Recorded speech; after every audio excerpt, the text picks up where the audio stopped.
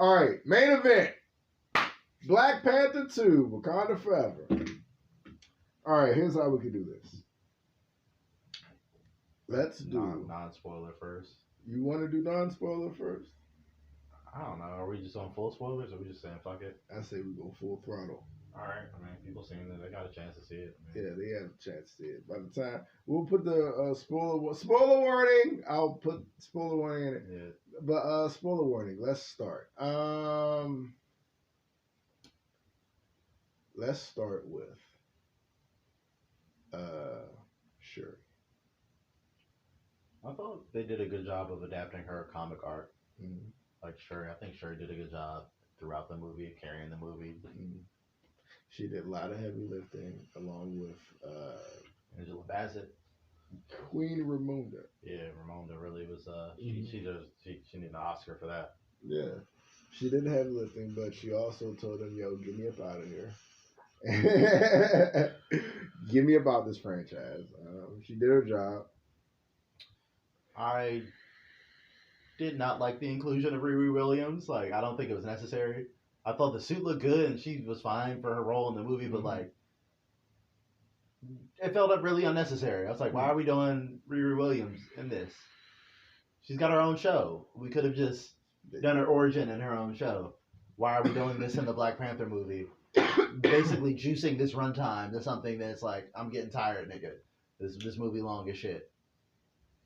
But in terms of the most important aspects of it, how they handle the grief, I think they did a great job of dealing with an unenviable task of like making a sequel to the movie.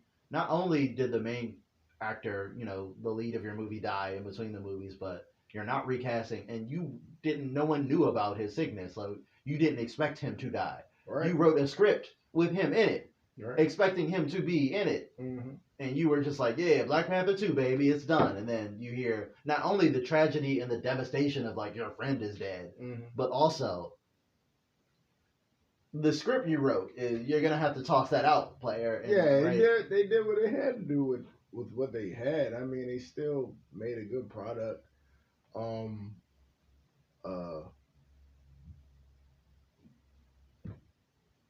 Killmonger. I didn't like the cameo. I didn't. Me and Tariq were talking about this. First of all, who doing fresh retwist up in the ancestral? His hair grew. His hair grew the fuck out. And it's just like he got it redone. Like, you got to retwist up that down. What? Maybe I don't know. He's in hell. Yes. Also, I didn't need that, and then I feel like it was an unnecessary part of the movie. Where it's like, let's have Shuri take a slight Breaking Bad turn where she's just gonna be evil for a bit, and then she's gonna come back to the light. And it's just like, why did we need this? Like, yeah, I was like, this deviation, and I was like, oh, this got a little annoying. She gonna break bad in the middle of the movie? She's like, now just murder. I'm all about murder. And it's like, what?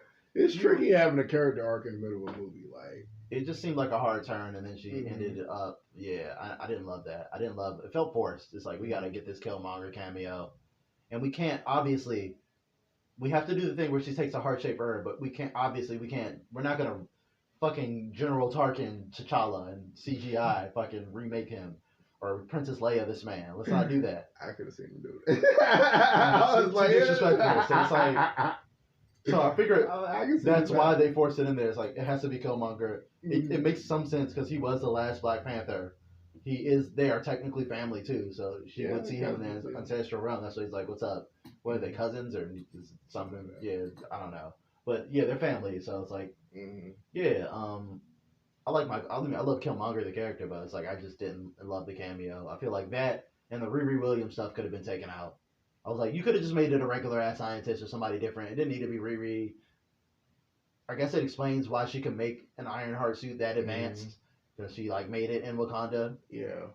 And I feel like her show is going to be her not having that suit. She's going to have to build like something in between, and then at the end of the show, she's going to get that Wakanda suit back, and that's going to be her main suit. It's going to be like have vibranium in it or some shit. Because if she had that at the beginning of the series, it'd be like no series, because that shit like.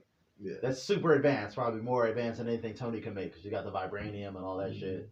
So it's just like, but I did like the design of the suit. It looks really good. It looks like her champion's version of the Ironheart suit, which I like a lot. I did not like the midnight armor. I did It not. looks exactly like the comics. Like, it's disgusting. so if you hate it in the comics, and you'll hate it, it looks exactly like the jump in the comics. God awful, especially when you and take I think the they know that off. because again, like they were talking about it. Like that was one of the plot points in the movie. Okoye being like, "These Jones is ugly as fuck. I'm not wearing these." And then she looked like Iron Man. Like you got two Iron Men just flying around out here. That is a thing from the comics though. With I forgot her name, Michaela Cole's character, and it's usually Ayo. I think they left in the comics, but like it's kind of similar. That might be the Wakanda show. It might be about them being like super spies. And yeah. I'm definitely excited to see the Wakanda show if they're gonna keep it like from here. With should give Denai Guerrero the show. T'Challa Jr. Yeah. That gives us, I mean, possibilities. You know, we're Winston Duke. I mean, I love M'Baku. Yeah, M'Baku is so he's amazing, cool, bro. Great character, man. Every time he's on screen, and he's king now. So let's make a show about that. They kind of implied that he might be the ruling because it seems like Shuri doesn't want to rule. She wants to just be Black Panther. Black Panther, that's cool too. I mean, I like Shuri's arc too because it's an arc about her being a woman of science, not being into the traditions and shit. Because even the beginning, she's like, I don't even believe in Boss, but like, I'm gonna pray to him to get my brother right. But she even like the whole movie, Angela Bassett like go through our old ways and traditions. Like, hey, look, traditions, like nigga, science, like man, like, Shuri's all about the technology. So I like that being an arc for her where she has to like embrace the tradition of what Black Panther means, not just the technological aspect of it, where she's just trying to like. I mean, she embraced it when she wasn't telling nobody who she saw in the ancestral plane, which was also annoying. Everyone's like, "Please trust me." It's like, nah, dog. Nope. You can't tell bruh. You can't tell nobody that. I saw our murderous cousin. The treasonous killmonger is who I saw. They're like, oh, did you see T'Challa? Nope. I saw our murderous cousin. What does that mean? Ding. Like, he wasn't wrong about his thing though. He's like, Killmonger did get shit done, and like, he wasn't wrong. And he's like, you gotta protect her because Riri is from the Lost Tribe, as he says. You know. Here's the thing, bro. Ultron was right. Thanos was right. Killmonger was right.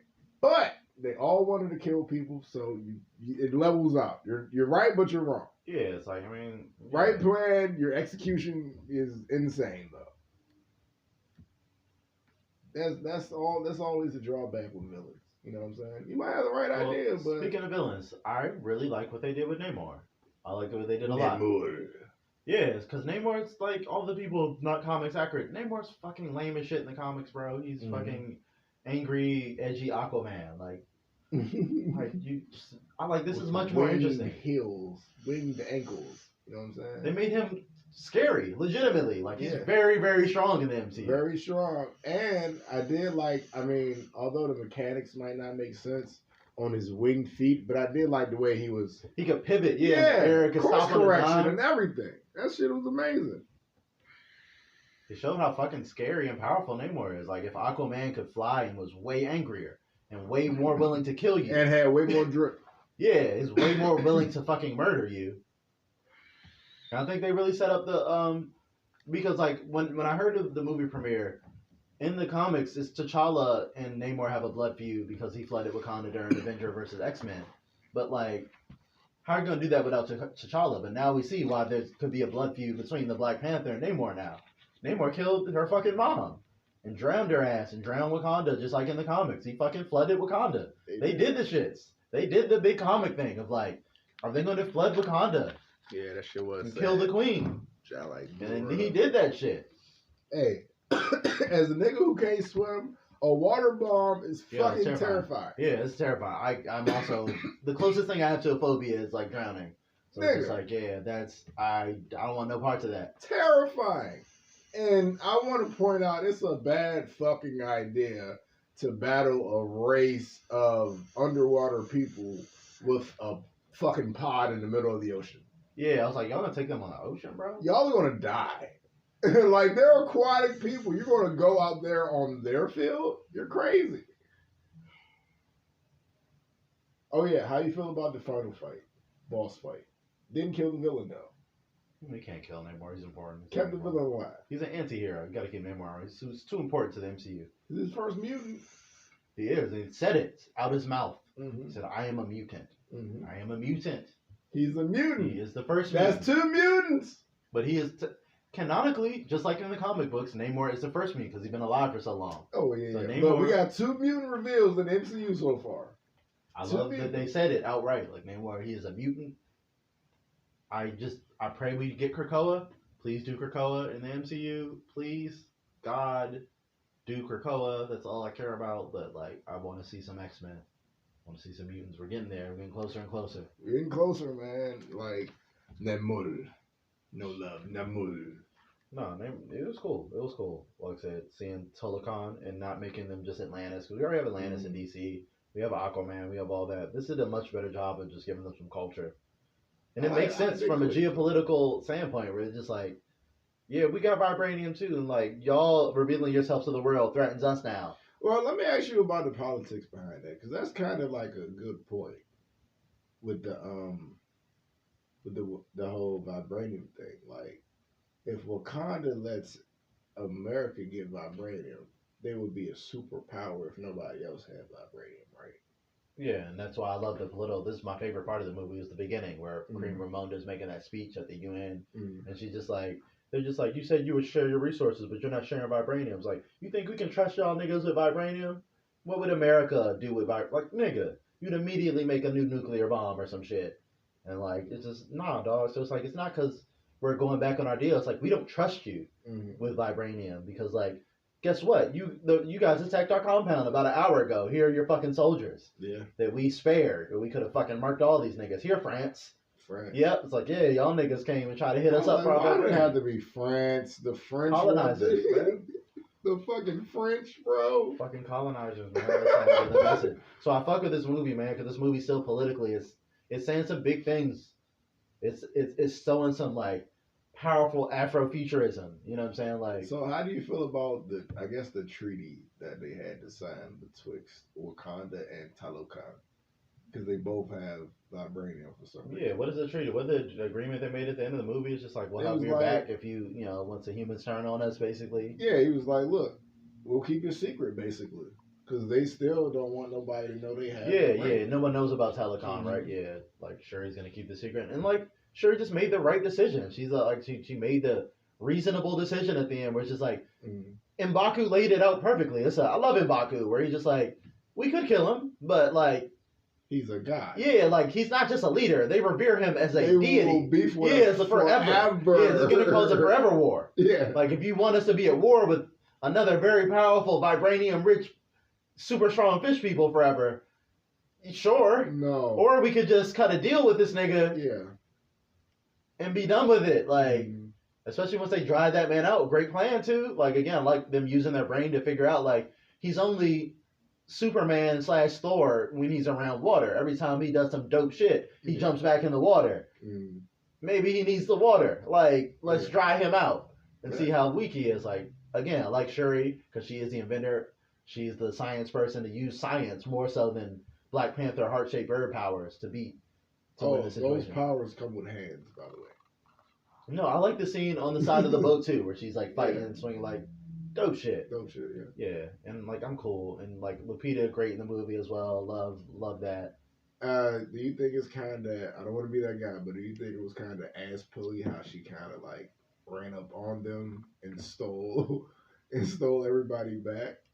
That's her skill set. They established that though, like that she's the best spy in Wakanda. The best spy. She ran up in that joint with a shotgun. Yeah, it's like, and they fucking, and again, it's a misunderstanding. They kill. It's like this is how wars get started. And Namor is like, once you kill that person, he's like, all right, let's go do some shit. Like Namor. But that's the thing about even tying in like House the Dragon, like you shouldn't play like that because random accidents is going to happen to make us go to war. We don't even want to go to war for real. Like that random casualty, like, oh, you killed one of my people, now I'm going to kill your queen, and then now somebody's going to be mad about that and try to kill Namor. Like, well, I feel like Namor was unreasonable too, because even it's just like, you don't have to kill the scientist. Like, if the scientist agrees to not make that device again, and you can make sure, like, well. I also thought that was kind of a plot hole. Like, Riri's so smart, but she doesn't understand that her making these things is her professors are clearly giving it to the U.S. government. Like, it's like, Riri, you're supposed to be smart. I don't know. Riri Williams it's a problem. It's a complicated issue because Riri wasn't introduced well in the comics, Mm-hmm. so she's not a beloved comic character, even among people like me who are black and rooting for black characters. Because like, I don't think she was introduced well. She was introduced off of the back of Civil War II, garbage event, hate it. Like Tony Stark gets beaten into a coma by Carol Danvers, and so he's like dead but not dead. Someone else needs to take up the Iron Man mantle. Doctor Doom does in an awesome book called Infamous Iron Man. Read that shit. Infamous Iron Man. Yes, but also Riri becomes Iron Man and she's guided by AI of Tony, but no one ever respects her as like a real successor to Iron Man. Mm-hmm. So it's like they should have just made her Iron Heart from the start. There's a new Iron Man. It's a black and no one bought it because like you're gonna bring Tony Stark back in like 2 months, bro. Mm-hmm. And they did, and it's just like no one respected her. She didn't have a great backstory. They gave her a lot of personality. Not enough black writers on her, in my opinion, to give her a real personality. Hey, is Asgard her hood? God damn, that was bad. That's why, like, it's almost be like, don't give these characters to white writers, bro. And I'm not even trying to be racist about it, but like, shit like that makes you second guess everything. Riri is not a great character, I don't think, in the comics. I like her more in the Champions book. I think she has potential. I don't, obviously I don't have the same complaints as some of the racist people do. Like, she's a Mary Sue. Like, I'm not against an intelligent young black woman who's, genius level intellect, who's a fan of Tony Stark, who could build her own Iron Man. I think that shit is cool. Mm-hmm. I also thought it was funny, like the line where niggas like, oh shit, she got an Iron Man armor. Like, you seen that, like, yeah, it's like, like I ain't even against that, but like it does come off as like, I don't think she's just developed enough as a character. Like, I don't know anything about Riri. I mean, I guess it's kind of supposed to be like a shoe-in for her going forward, like they did with Spider-Man and Black Panther in Civil War 2. I mean, not Civil War, but Civil War. Like, let's have their little preview in this movie, and we'll give them shows and movies after this, and you could be like, hey, you guys like... Yeah, it's like, yeah. I don't know, I didn't love it. I feel like she was really unnecessary to be in this movie, but like... Oh, we didn't talk about, sorry to cut you off, but, Allegra DeFontaine. Yeah, we get some Thunderbolt set up, I think, or something set up, Civil War, like... We learned that she's the head of the CIA? CIA. Yeah, CIA. So not S.H.I.E.L.D., but she's the head of the CIA, and she's the ex-wife of Everett Ross, which is okay. Hey, but the funny thing is, if you've seen Veep, she's doing Veep. She's basically doing Veep. I'm a big Seinfeld person, so she'll always be Elaine to me. Like, that's Elaine from Seinfeld. Well, if you watch Veep, she's definitely doing her rendition from that show. It's hilarious. Yeah, no, Elaine is a legend. Like, I'm a big Seinfeld guy, so like, you know. Yeah, so interesting. Well, I'm hearing rumors. They think they say Thunderbolts are gonna try and go get some vibranium. Yeah, that's the rumor now. It's something involved in that. Like, we'll see. Like, Thunderbolts is, I guess. Like, I mean, they recast the Red Hulk since William Hurt died. What did they get? They got Harrison Ford. Yeah, Harrison Ford. So that's... I don't know how that's going to work. He's got to be a Red Hulk, right? Like, you don't cast Harrison Ford to be Thunderbolt Ross. This whole time, I thought Everett Ross was going to be Thunderbolt. I mean, not Thunderbolt Ross, but Red Hulk. Nah, he's just a spy dude from, like, the Black Panther. I never... when he popped up in Black Panther 1, I'm like, he's just... He's just a spy. He's like, just this guy? Like, yeah, he's too close. Yeah, that's his thing. He's too close. All right, what do you expect from JR going forward? From what? JR. Junior. T'Challa Jr. I don't know. I think it's just really more of a tribute. Like, honestly, it's like, I think it does give them flexibility to continue Black Panther mantle in the future, should they choose. We're obviously getting into some time travel fuckery. Kang is the next big villain. We got a Kang Dynasty movie. Obviously going to be some time travel shit.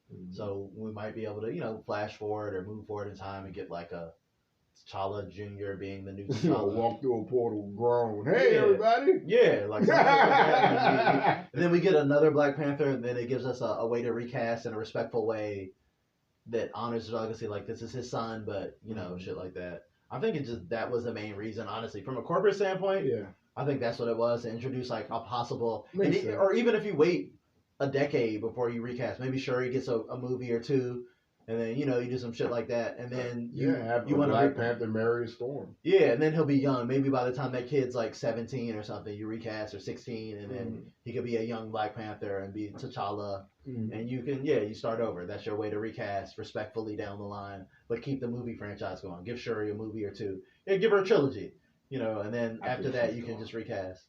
Or maybe they want to get her out of there fast. Like maybe they Kang Dynasty some shit and get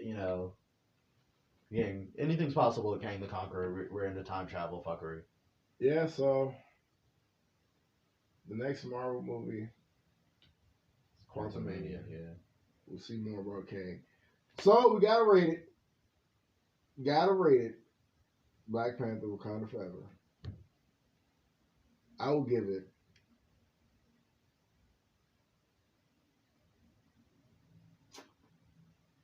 I'll go 86 oranges out of 100. 83. 83? Good. It's very solid.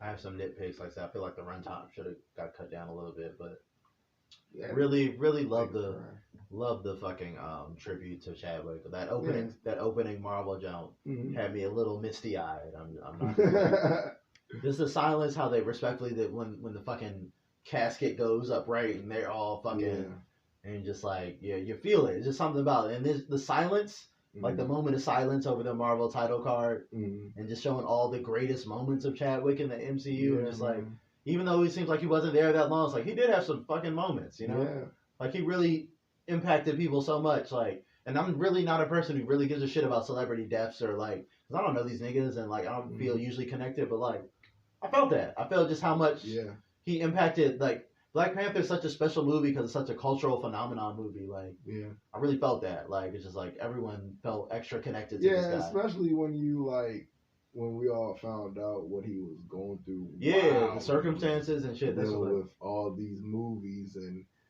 appearances and stuff, and actually doing Make-A-Wish stuff. He did a lot of Make-A-Wish stuff. I saw an interview with Ryan Coogler today where he was like, man, when Chadwick was filming the Warriors Fall scene, like from the first movie, when he was fighting M'Baku on the waterfall or whatever, he was always like fucking really tired, and it took him a long time to warm up, and like I was always like, man, it's odd, man, he's in good shape, but this man's always like gassed, and like he didn't understand, like, and it all made sense later. It's like this man just he didn't tell nobody, bro. He was just in that jump fighting through it, just with fucking cancer, doing some movie star like fucking crazy shit, and it's just like, bro, he really did all that and didn't tell nobody, bro. It's fucked up, bro. And he also said like he would have these waves of sadness, and it's like maybe he just has depression, like, but he's dying, knowing your mortality. Like, I got a clock on me, like I'm doing this, but like this is it for me. This might be my last. Like, that's fucking dog. He's wrestling with his own mortality, and no one knows that. They're just like, oh, he's in an off mood today. Like, man, he seems like he's really down, but like, what he was going through is crazy. So I like how respectfully they did that. Like, the movie is about grief. It was like, well, like my aunt was saying, we were on the phone, was like, seems like I heard a lot of people complain that the whole movie is about dealing with his death. That's the whole point of the movie. Like, that is the movie. That's the plot of the movie. It's a movie about grief and about dealing with death of someone you love. Two people in this movie, spoiler a lot, like we talked about the Queen. So it's like we get back-to-back funerals in this bitch, and it's a movie about processing your grief. That was a rough scene when she had to wear the funeral garb all over. Again, the one she didn't throw out because she couldn't, like. That shit was crazy, dog. That's what it's like. It's a movie about black grief, about not, and again, maybe I'm even working through this review. I have to go back on what I said before about the Killmonger scene, because it does make sense. Like, it does make sense. It's one thing when my brother died, but like my mom was murdered by this fish man. He gotta die. Like, if that man drowned my mother, then it's just like, I don't give a fuck what you talk about in Baku. Like, this nigga's gonna fucking die. He gonna die. He gonna die. He gonna die. He gotta die. So it's just like Killmonger being there, giving the speech that he gave. I'm gonna even forgive the cameo, because it kind of does thematically make sense. She's in a rage when she's taking that power, like he said in the jump, like, she wasn't taking it for some noble reason. She's taking it to get the power to kill that fish man. Like, and he's hip. It's like, you did the shit for the same reason I did that shit. Trying to get these powers, bro. Like, to get trying to get shit done. Yeah, he's trying to get it done. So it's just like, I'm gonna raise my score to 85. 85. Yeah, we have an average score of 85.5. Yeah, it's good. Yeah, it's a good movie. It's ambitious. It's better than most of the Marvel. Look at the shit we got from Marvel lately. This is a step up in a million ways. This is a movie about Black grief, about still Afrofuturism, and like you know the effect of Wakanda being the richest, most respected nation on Earth, and how the white nations would not take that well, and also just about like I said, yeah, like I said, an exploration of Black grief, Black overcoming that, about uniting societies. You know, we got a lot of Mesoamerican shit. Yeah. Love what they did with Namor, giving him some seasoning salt on his character, and just giving him, you know, like I don't know, like that dude. It's like his first major acting role. That dude's awesome. The dude who played Namor. I heard he's from Narcos or some shit. Yeah, or maybe his first major movie role or something like that. But like, dude's fucking killed it. Like, yeah, he did a great job. Yeah, I liked it. I mean, yeah, I really liked the movie. Like you said, it's the best thing for Marvel in a while, man. Like, low bar to climb, but it's still the best low thing bar. Yeah, it's like low bar, but like at 85, like it's a good film. Like Ryan Coogler he's a good director. Yeah, man's a good director. All right, so I guess that's everything. That's everything, folks. Thank you for joining us on a new episode of Channel Orange. I was your host, LK the Guy, the Mogul. I was here with C Jizzle. Excuse me, live from Temple Hills. Paco Poppy. Tell us what you love them. Subscribe everywhere. Gang.